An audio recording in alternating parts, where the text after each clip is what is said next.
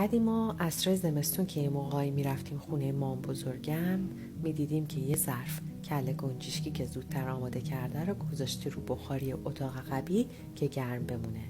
واسه همین من هر موقع که دلم واسه مام بزرگم تنگ میشه حتما کله گنجشکی درست میکنم. کله گنجشکی غذای خیلی راحتیه. گوشت چرخ کرده با پیاز و نمک و فلفل و زردچوبه و اگه دوست داشتین یه کمی دارچین فرض میدین. گوشت قلقلی درست میکنین، توی مایتابه با یه کمی روغن میذارین آروم آروم سرخ بشه. سیب زمینی ها رو درشت خورد کنین، یا توی فر بذارین یا یه کمی توی روغن تفتش بدین. کامل لازم نیست بپزه، فقط در حدی که روشی لایه ببندی که وقتی تو غذامون اضافه میکنیم از هم وا نره. وقتی که گوشتاتون سرخ شد رب اضافه کنین، بذارین ربتون هم یه کمی سرخ بشه.